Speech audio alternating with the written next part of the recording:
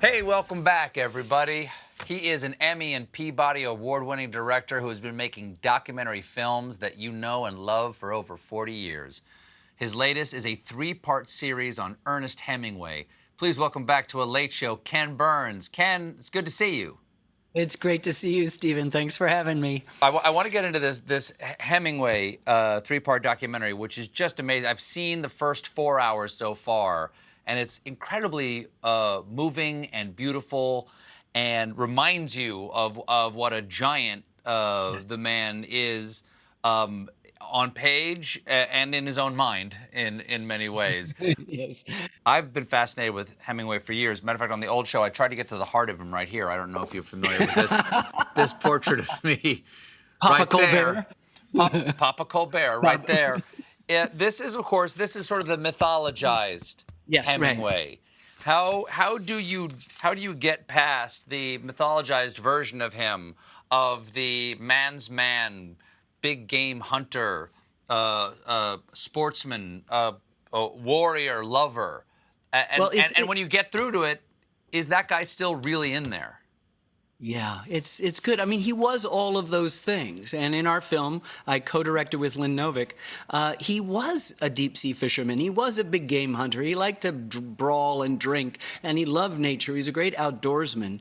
And yet, when he became the most famous writer since Mark Twain in the 19th century, arguably the most famous and perhaps the greatest writer of the 20th century in America, he helped establish this unbelievable persona of that macho guy, and he's not. It is much more complicated.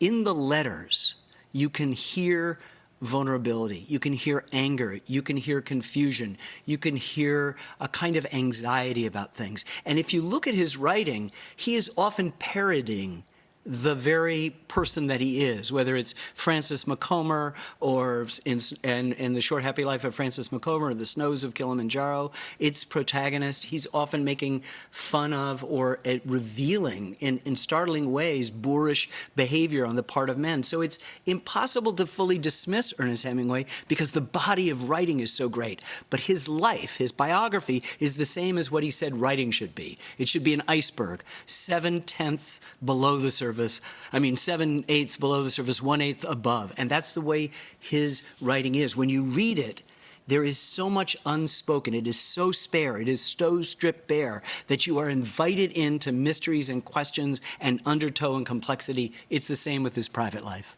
We forget that Hemingway, because we think of his writing as so spare, we think of it as being simple. And we forget that he was a modernist who changed the way people wrote in the 20th century. As Tobias Wolff, one of the people you interview for this, says, that Hemingway, whether you like it or not, Hemingway rearranged all the furniture. We're living in his living room of modern American literature right now. What was it about his writing that puts him in the same transformative class as someone like James Joyce or E.E. Cummings?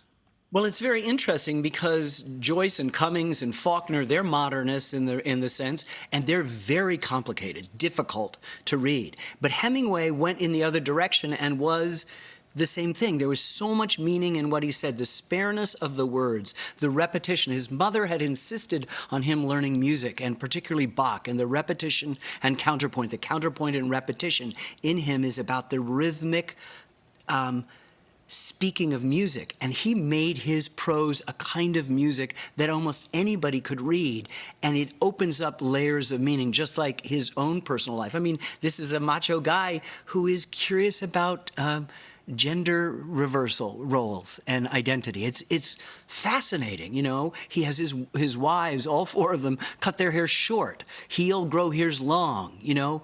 You be the guy, I'll be the girl. It is, you know, the exact opposite of what we inherit, and you begin to realize that that superficial and conventional wisdom doesn't do him or us any good. The literature's there and is spectacular and will endure because he seemed to understand. He was an enormous noticer of things, whether it was nature, the affairs of human beings, particularly how men and women get along or don't, and of course war. I mean, he's written so beautifully and powerfully about it, stripping away all the barnacles of of sentimentality that always encrust wars after we're done, as if we can't remember the horror, so we have to turn it into this treacly kind of event, and when of course it isn't. And some of his statements in A Farewell to Arms or in For Whom the Bell Tolls are stunning in their evocation of what it's like to be in war and what war is.